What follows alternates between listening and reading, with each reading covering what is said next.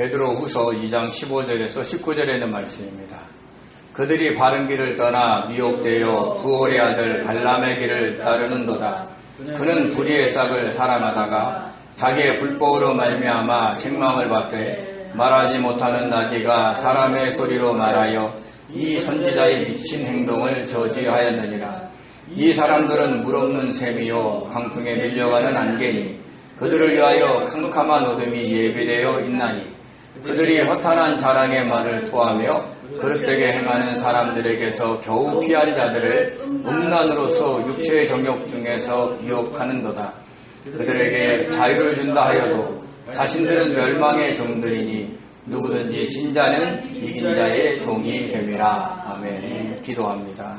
은혜로우신 하나님 감사드립니다. 귀한 말씀을 선포하는 이 시간을 기억하시고 모든 어둠을 물리쳐 주시고 저희들의 심령을 맑게 하셔서 귀한 말씀이 심겨질 수 있도록 축복하여 주시옵소서. 이곳과 방송을 통해 참여하는 모든 성도님이 있는 곳에 하나님이 동일하게 은혜 주실 줄 믿사옵고 감사하며 예수님의 이름으로 기도드립니다. 아멘. 아멘. 요즘 우리나라가 정말 이상해져 가고 있습니다. 일본의 오염수 방류를 묵인하는 것을 넘어 역사를 부정하고 호국 선열들의 헌신을 폄훼하고 있습니다. 육사에 있는 민족영웅 홍범도 장군의 흉상을 옮기려 하고 있습니다. 더 나아가 지난 12일에 창립한 문화자유행동의 공동대표인 최범 씨는 광화문에 있는 세종대왕과 이순신 장군의 동상을 옮겨야 한다고 주장하고 있습니다. 그분들은 조선시대 사람이고 지금의 대한민국은 민주공화국이므로 공화국에 맞는 인물의 동상을 세워야 한다는 것입니다. 이에 비판 여론이 일자 개, 돼지들에게는 어려운 이야기라고 했습니다. 우리나라는 역사의 기록이 존재한 이래로 고조선 때부터 고구려, 신라, 백제 그리고 후 삼국을 통일한 고려, 위화도 해군으로 새롭게 출발한 조선, 여기에 근대와 일제강점기를 거쳐 오늘날의 대한민국으로 이어지고 있는 것입니다. 단절된 게 아니라 모두 연결된 시대들이고 우리의 조상들이 살았던 시대들이었습니다. 그 세월 속에 유독 세종대왕은 세계에서도 우수하다고 인정받는 한글을 창제하여 우리에게 주었고 이순신 장군은 우리나라를 침범한 왜군을 물리치고 이 나라를 구하여 우리에게 준 귀한 분들입니다.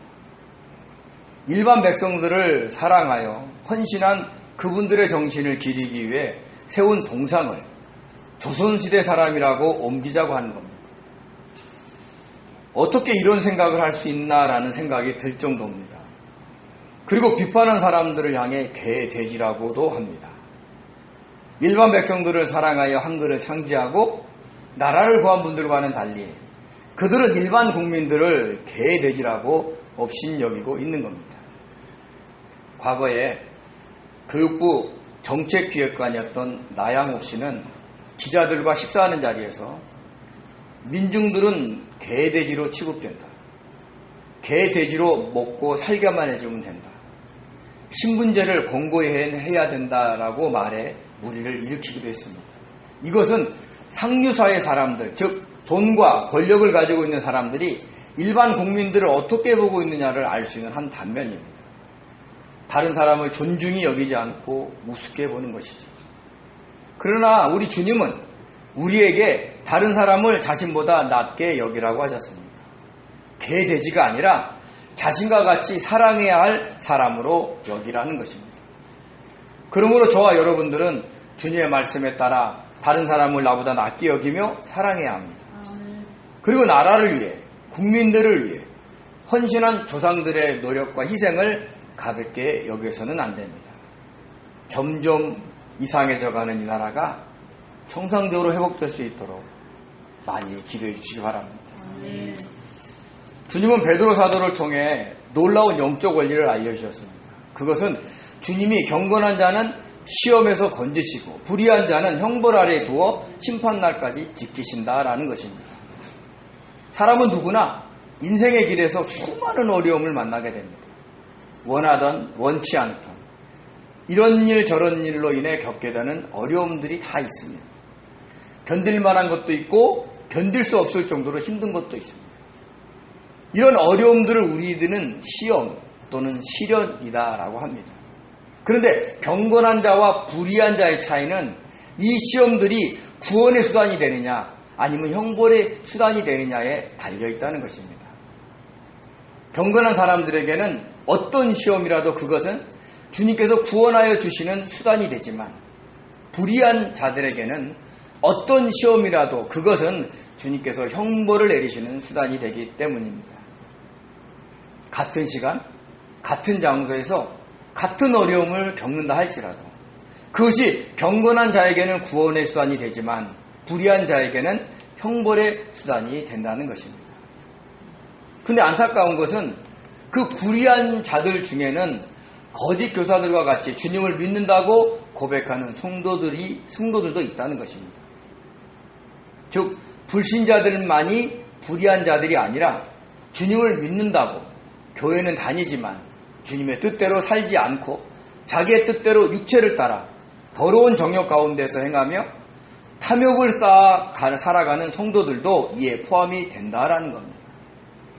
이렇게 자신의 정욕대로 탐욕대로 살아가는 것은 자기를 주관하시고 통치하시는 하나님을 멸시하는 행위입니다.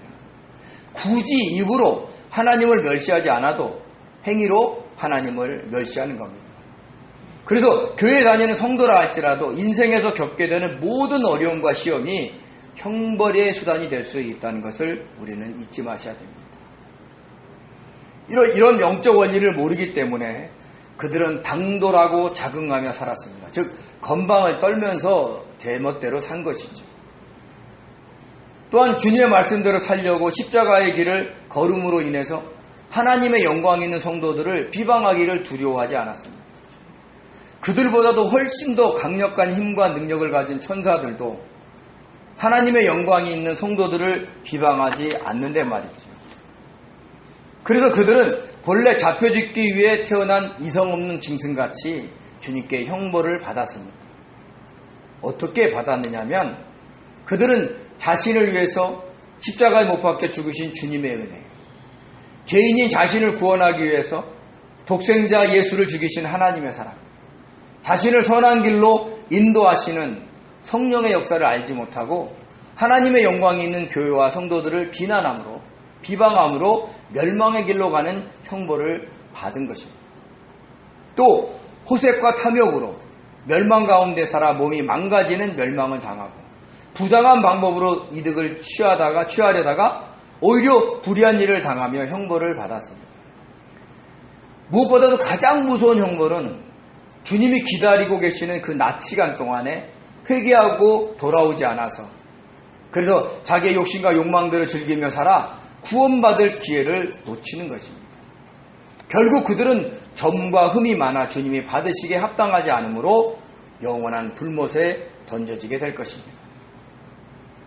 그런데 그들은 나중에 자신들이 받을 영원한 형벌을 알지 못하고 교회에서 성도들과 교제할 때 자기들의 욕망을 채우기 위해서 거짓 가르침으로 믿음이 연약한 성도들을 속이며 유혹하는 것을 즐거워했으며 음심이 가득한 눈으로 성도를 바라보며 늘 범죄하며 살았습니다.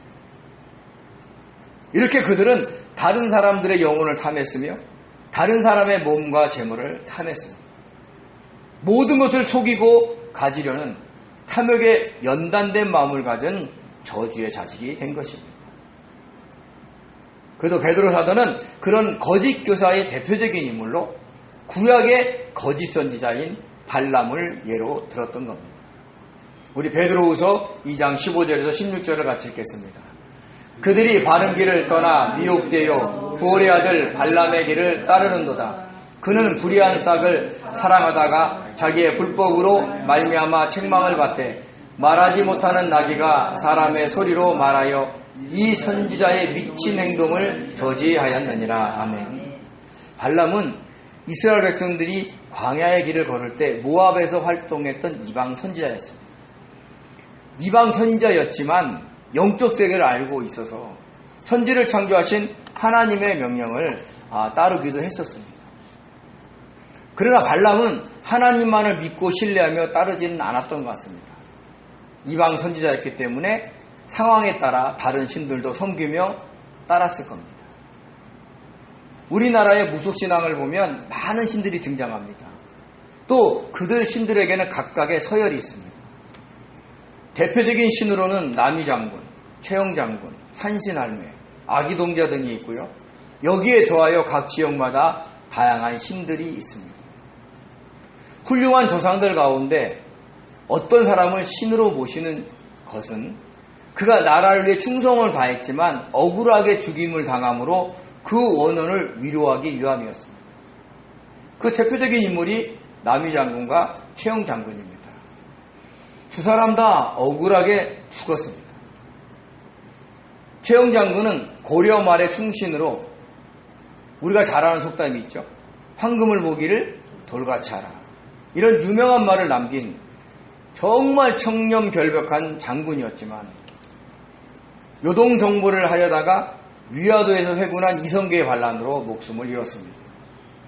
그래도 최영장군은요 70이 넘는 나이까지 살았습니다. 그러니까 우리말로 얘기하면 그래도 어렵이 사신 거예요. 그 시대에. 그죠? 그러나 남이장군은 다릅니다. 남이장군은 예종도의 무신으로서 17세의 무가의 장원급제를 한 후 여진족을 토벌했고 이시의 난을 평정했습니다. 그러나 문신들의 시기와 모함으로 영모의 누명을 쓰고 28이라는 정말 젊은 나이에 죽임을 당했습니다.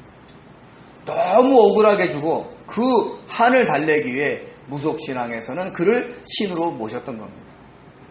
어느 지역에서는요 가장 높은 신 중에 하나가 이 남이장군입니다. 왜냐하면 너무 억울하게 죽어 한이 많을수록 신의 서열이 높았기 때문입니다.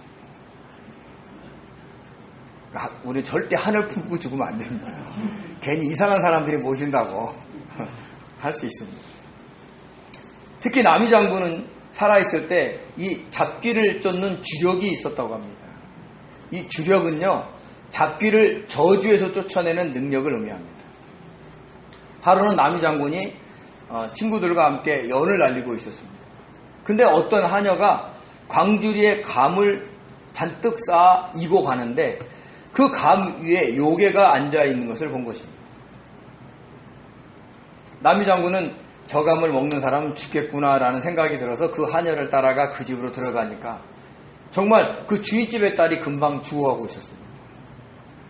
그 딸이 감을 먹을 때 그 요괴가 그녀의 목을 누르고 있었던 겁니다. 그 광경을 보고 남이장군이 호통을 치자 요괴가 달아나고 그 주인집의 딸이 소생했다고 합니다. 그래도 남이장군은 잡귀를 쫓아내고 병을 치료하는 신으로도 지금 섬기고 있습니다. 자, 이렇듯 각 나라마다 그 지역에 토착된 무속신앙이 있습니다. 이방 선지자인 발람도 그렇게 하나님을 여러 신들 중에 가장 뛰어난 신으로 섬겼지만 하나님을 믿지는 않았습니다. 이게 신들의 세계를 살펴보는 사람은 그 영적 세계를 보거든요. 근데 그 가장 높은 곳에 누가 계시냐면 하나님이 계시니까 그분을 섬긴 겁니다. 근데 한편 모압왕 발락은 자신과 맞먹는 세력을 갖고 있는 그 아모리 왕 시온을 물리친 이스라엘 백성들이 모압 평지에 진을 치자 그 규모가 너무 커서 놀라 두려워했습니다. 아모리 왕 시온을 죽인 것처럼 자신도 그렇게 할까봐 두려웠던 겁니다. 그래서 그는 부도르에 있는 발람 선지자에게 복술에 대한 예물인 복채와 함께 여러 장로들을 보내 자기에게 와달라고 초청을 했습니다. 우리 민수기 22장 6절에 7절을 같이 읽겠습니다. 우리보다 강하니 청하건대 와서 나를 위하여 이 백성을 저주하라. 내가 혹은 그들을 쳐서 이겨 이 땅에서 몰아내리라. 그대가 복을 비는 자는 복을 받고 저주하는 자는 저주를 받을 줄을 내가 알미니라. 모압 장로들과 미디안 장로들이 손에 복채를 가지고 떠나 발람에게 이르러 발락의 말을 그에게 전하매. 아멘.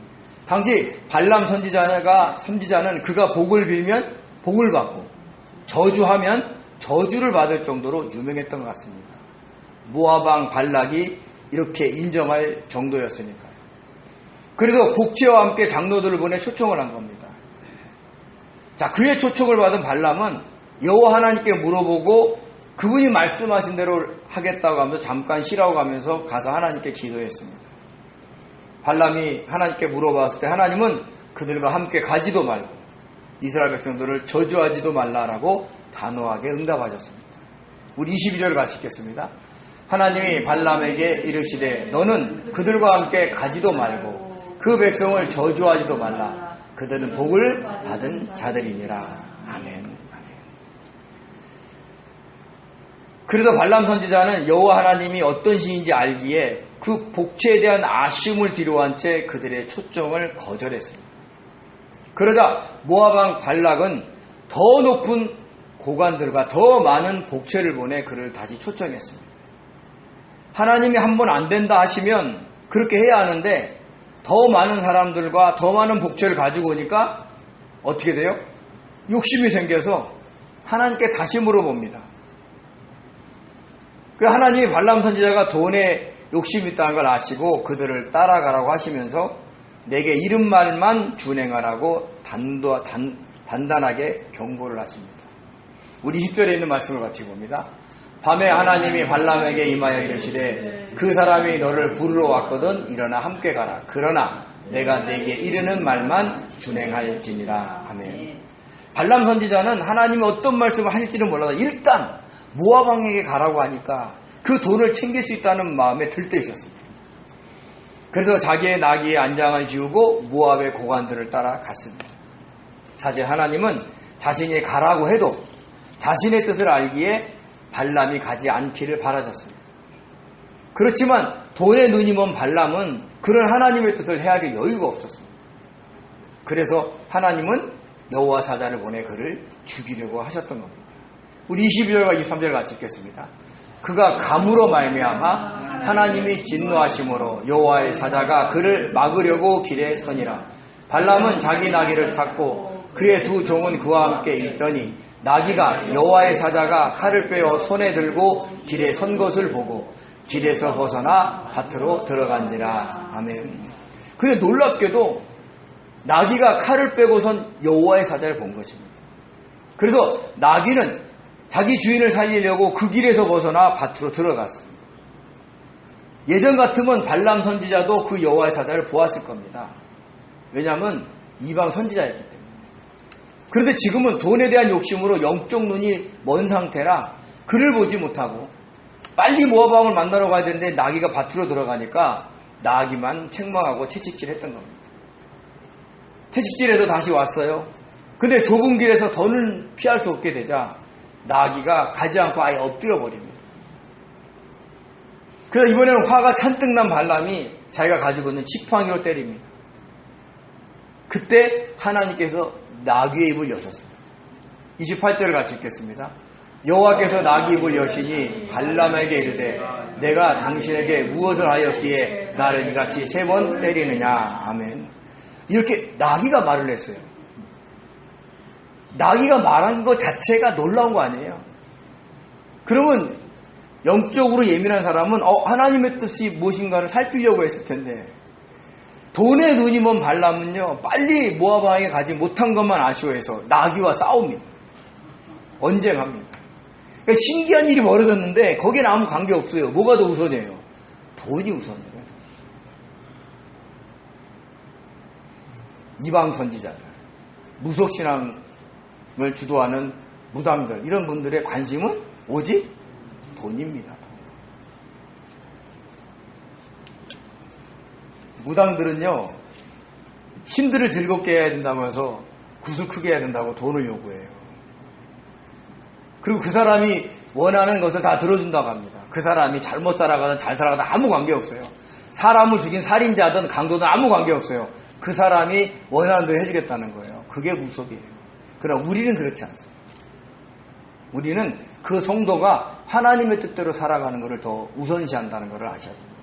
그래서 성도들이 기도 부탁을 할 때 그 기도 부탁이 중요하냐 아니면 그 기도 부탁을 해야 하는 그 성도가 어떻게 바뀌기를 원하는 게 주님의 뜻인가를 살펴봐야 되는 거예요. 그래서 우리가 바뀌어야 되는 거예요. 그런데 지금 돈에 눈이 먼 발람이 나귀와 언쟁을 한다는 거예요. 이게 말이 되는 얘기인가요? 너무 신기한 일이 벌어졌는데 거기에 상관없이 그냥 빨리 못 간 거에 대한 아쉬움만 있는 거죠. 마침내 하나님께서 발람의 눈을 여시자 그때서야 칼을 빼어든 여호와의 사자를 봅니다. 우리 31절에서 33절 같이 읽겠습니다. 그때 여호와께서 발람의 눈을 밝히심에 여호와의 사자가 손에 칼을 빼들고 길에 선 것을 그가 보고 머리를 숙이고 엎드리니 여호와의 사자가 그에게 이르되 너는 어찌하여 내 나귀를 이같이 3번 때렸느냐. 보라, 내 앞에서 내 길이 사악함으로 내가 너를 막으려고 나왔더니 나귀가 나를 보고 이같이 3번을 돌이켜 내 앞에서 피하였느니라. 나귀가 만일 돌이켜 나를 피하지 아니하였다면 내가 벌써 너를 죽이고 나귀는 살렸으리라. 아멘. 이게 엄청난 일이 벌어진 거예요. 그래서 이런 놀라운 일을 겪게 되자 발람 선지자는 모압 왕 발락이 이스라엘을 그렇게 저주하라고 부탁했는데도 4번씩이나 거절하고 이스라엘을 축복합니다. 그럼 어떻게 돼요? 모압 왕이 원하는 대로 해주지 않았으니까 관계가 깨졌죠. 그러니까 돈도 못 받고 털레 자기의 집인 부돌로 걸어오고 있었습니다. 그러다 그 걸어와서 살고 있는데 그래도 그 돈에 대한 아쉬움을 놓지 못해서 다시 모압 왕 발락을 찾아갑니다. 자기가 하나님의 명령 때문에 축복할 수는 없어도 이스라엘 백성들이 하나님의 진노를 받게 하는 방법을 안다는 거예요. 그걸 알려줬어요. 그게 어떤 것인지 아세요? 모압 여인을 예쁘게 단장시켜 이스라엘 남자들을 유혹하고 그리고 그 여인의 초청을 받아서 그 바알신을 섬기는 제사에 참여하게 만드는 겁니다. 하나님이 가장 싫어하는 일을 하는 거죠. 이스라엘 백성들은 그때 상황이 어땠어요? 광야 40년을 헤매고 다녔던 사람들입니다. 이스라엘 여인들이 화장품이 있었겠습니까? 물론 있었다 그래도 얼마나 화장을 하고 다녔겠어요. 험한 일을 해야 되는데. 근데 모압 여인들은 어떻게 했어요? 정착하며 살았습니다. 그러니까 얼마나 아름답게 꾸미겠냐는 거죠. 여성들이 화장하는 것을 잘 속지지 말라 이런 속담도 얘기도 있잖아요. 그러니까 험하게 살아간 이스라엘 남자들이 너무 화장을 잘한 모압 여인들을 보니까 완전히 성적인 유혹에 빠져서 바알신을 섬기게 된 것입니다. 우리 계시록 2장 14절을 같이 읽겠습니다. 발람이 발락을 가르쳐 이스라엘 자손 앞에 걸림돌을 놓아 우상의 제물을 먹게 하였고 또 행음하게 하였느니라. 아멘. 민수기 15장 1절에서 8절입니다. 그 사건이 나오는 장면입니다. 이스라엘이 시딤에 머물러 있더니 그 백성이 모압 여인들과 음행하기를 시작하니라.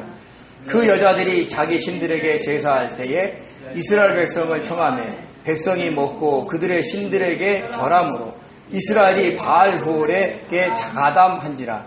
여호와께서 이스라엘에게 진노하시니라. 아멘. 하나님께서 이스라엘 백성들에게 진노하셔서 전염병을 보내서 24,000명을 죽이십니다. 이 일로 발람 선지자는 어떻게 되었겠어요?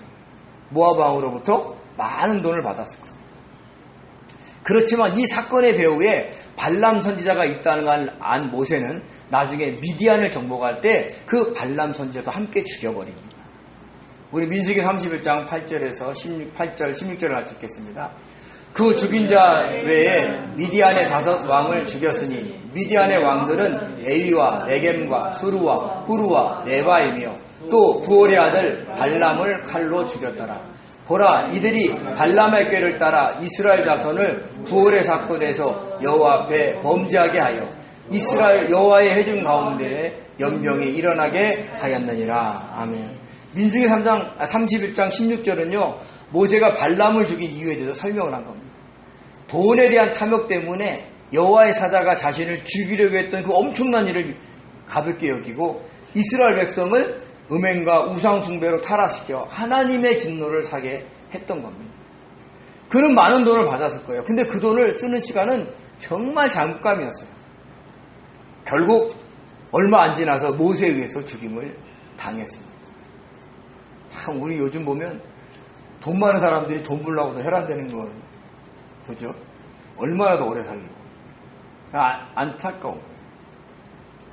얼마 못 가서 죽임을 당할 수 있는데 말입니다. 이렇게 거짓 선지자가 멸망 가운데 멸망을 당한 겁니다. 탐욕에 연단된 마음을 가진 거짓 교사들의 최후가 이렇게 비참하다는 것을 알려준 겁니다. 더불어서 초대교회 성도들에게 너희들도 이렇게 멸망할 수 있으니까 그들에게 유혹에 넘어가지 말라.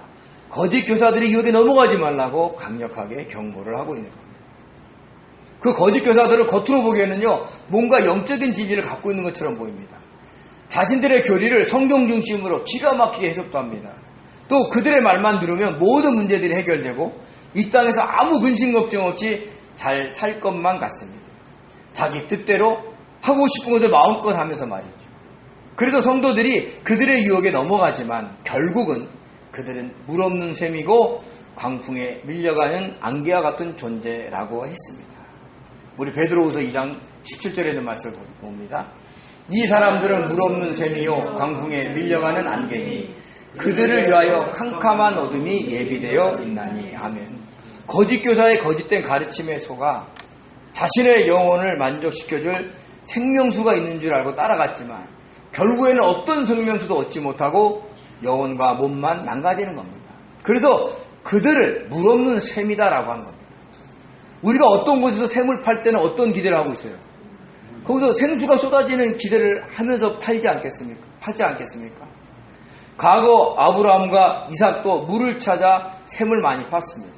왜냐하면 하나님이 정하신 그 가나안 땅은 하나님께서 비를 내려 주셔야 살 수 있는 척박한 땅이었기 때문입니다. 그곳에서 물을 찾아 샘을 판다는 것은 사람과 짐승의 생명을 보존하는 방법이었습니다. 그런데 아무리 샘을 파도 물이 나오지 않는다면 얼마나 허탈하겠습니까? 거짓 교사들의 유혹에 넘어가 그들을 따라간 사람들이 나중에 느낄 감정이 이런 것입니다. 지금도 이단의 교리에 속아 따라가고 있는 사람들이 나중에 느낄 감정이기도 한 것입니다. 또한 거짓 교사들은 자신의 거짓된 가르침을 진리라고 호언장담을 합니다.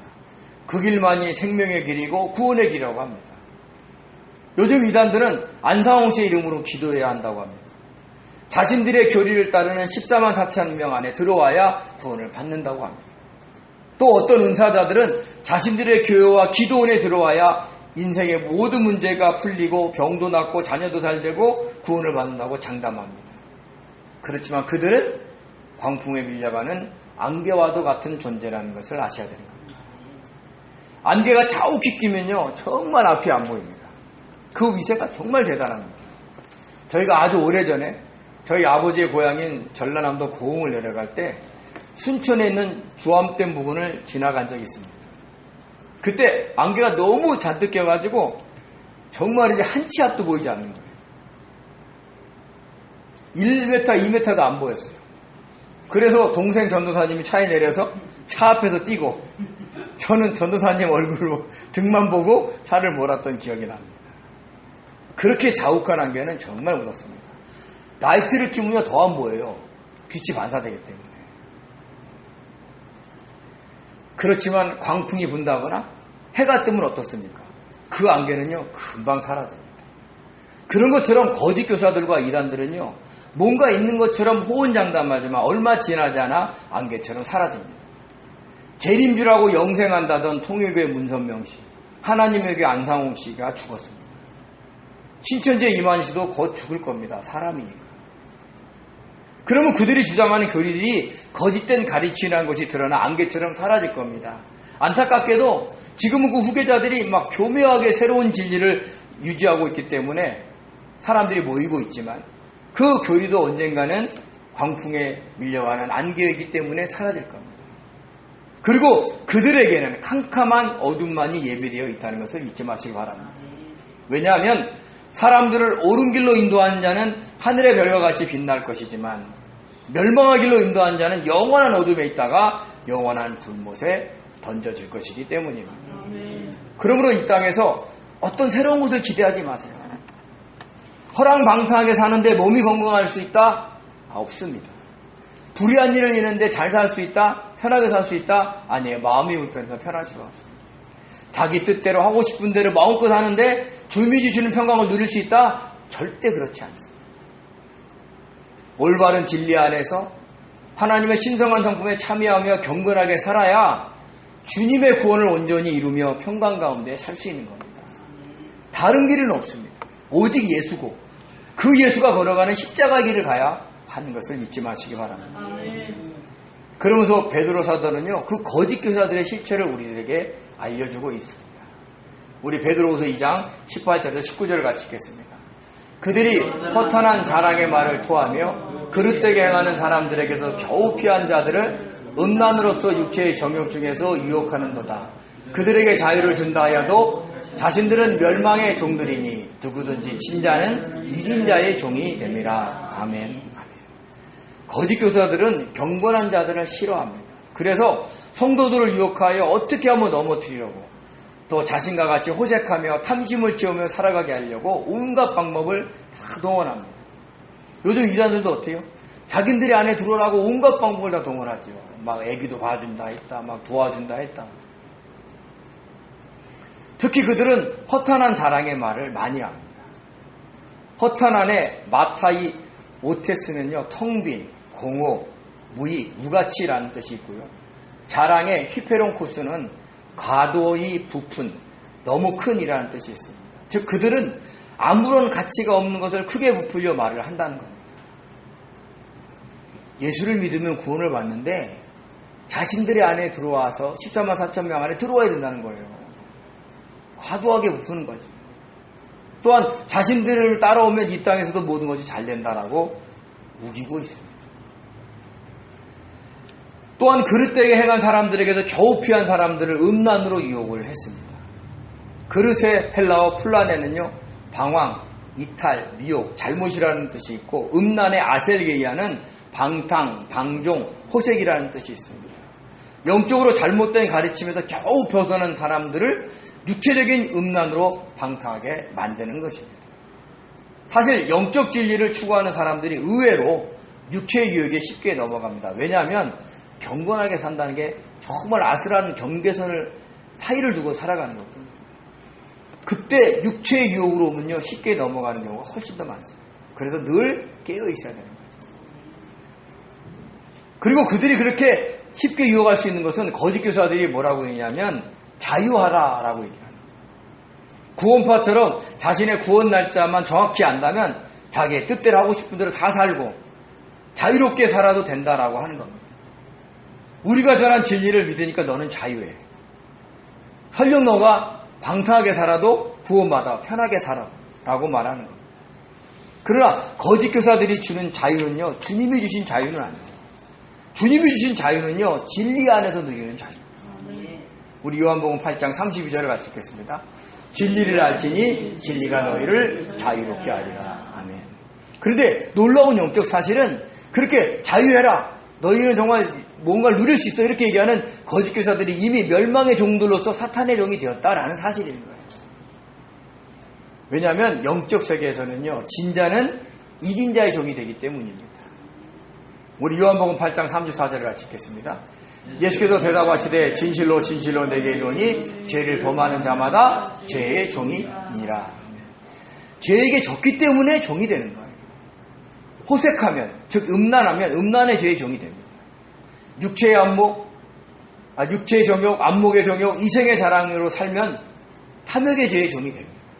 이렇게 진자는 이긴 자의 종이 되는 것을 아셔야 돼요. 이것이 영적 원리입니다. 만약에 우리가 사탄의 세력으로부터 어떤 시험을 받을 때 그것을 주님의 말씀에 순종함으로 이기면 그때 시험으로 온 사탄의 세력을 능히 능가할 수 있는 영적 파워를 가지게 됩니다. 그래서 나중에 비슷한 세력의 사탄 세력이 와서 우리를 미혹하면 그걸 넉넉히 이기는 거죠. 왜요? 그만큼 이겼기 때문에 그래요.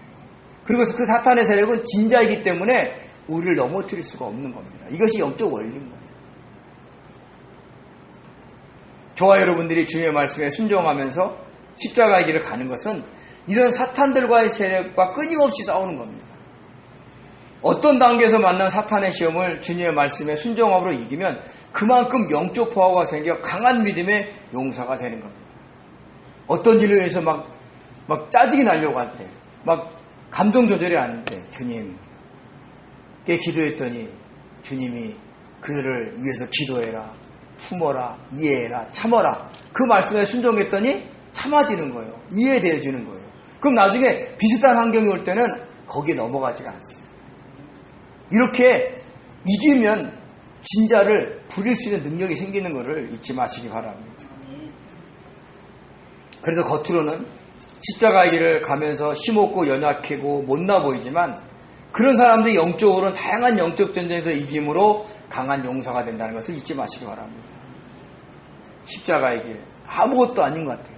세상 사람들이 보고 주변 사람들이 보면 너무 연약하고 바보 같고 병신 같아요. 그런데 그것이 하나님의 말씀에 순종함으로 영적 승리의 지름길이라면 저와 여러분은 이긴 자가 되는 겁니다.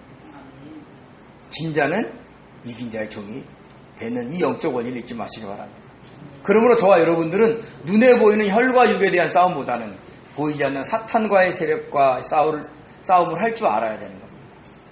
못나서 참는 것이 아니고 못나서 손해보는 것이 아닙니다. 주님의 말씀에 순종하려다 보니까 참게 되고 손해도 보게 되는 겁니다. 항상 깨어서 자신을 넘어뜨리려고 공격하는 사탄의 세력을 느낄 줄 아는 성도들이 되시기 바랍니다. 그리고 말씀으로, 기도로, 찬양하면서 순종하여서 거짓 교사들의 유혹에서, 이단들의 유혹에서, 사탄의 세력의 공격에서 승리하시기 바랍니다. 진자가 아닌 이긴 자의 반열에 서서 주님을 기쁘시게 해드리는 삶을 사는 복된 성도 되시기를 예수님의 이름으로 축원드립니다. 기도하겠습니다. 은혜로우신 하나님 감사드립니다. 저희들에게 깨닫게 하여 주시옵소서. 주님은 경건한 자를 시험에서 건지시고 불의한 자를 형벌 아래 두어 심판날 때까지 지키신다는 이 원리와 진자는 이긴 자의 종이 된다는 이 영적 원리를 잊지 않게 도와주시고 항상 깨어서 아버지 주님의 말씀에 순종함으로 이기는 자의 반열에 설 수 있도록 저희들을 도와주시옵소서. 그래서 주님께 영광 돌려드리는 삶을 살 수 있도록 축복하여 주시옵소서. 감사하며 예수님의 이름으로 기도드립니다. 아멘.